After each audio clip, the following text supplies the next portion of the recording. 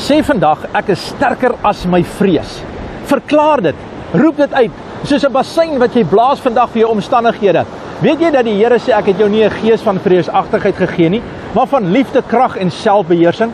En wanneer die vyand van jou probeer steel, wanneer hy van jou vreugde, jou blydskap, jou gesondheid, jou finansies, wat dit ook al is, probeer van jou steel, verklaar dit vandag in die naam van Jesus, ek is sterker as enige vrees, enige bekommernis, enige uitdaging wat die vyand probeer op my sê. Dalk het iemand vir jou gesê, daar is nie meer hoop nie. Dalk het jou beursie vir jou gesê, jy gaan dit nie maak nie. Dalk het jou gesondheid vir jou gesê, jy is stikkend en gebreek. Hoor dit vandag, verklaar dit vandag. Doen dit vreesloos, doen dit in die geloof, doen dit saam met Jesus, doen dit omdat hy lewe en hy opgestaan het vir jou.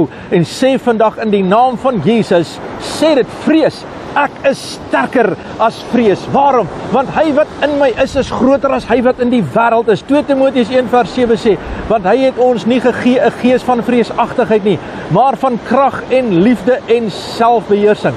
Ja, vrees probeer my baie keer onderkry. Baie keer probeer hy my afbreek en hy probeer vir my sê, dis nie die moeite werd nie. Maar dan kom God se krag en sê, ek sal jou dra, ek sal jou beskerm.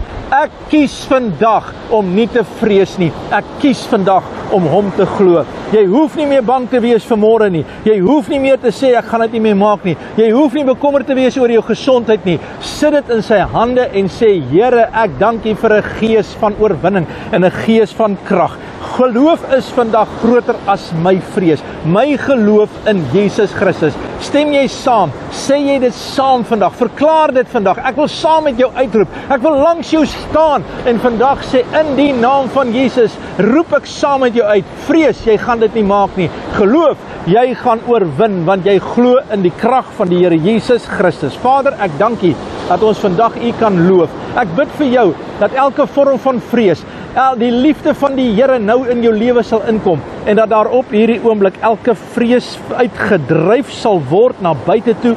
Jy word bewus van God se liefde en God se krag, want jy syne en jy roep dit uit vandag in Jesus naam. Amen. En God bless. Geniet die woord saam met ons. Volg ons. God bless.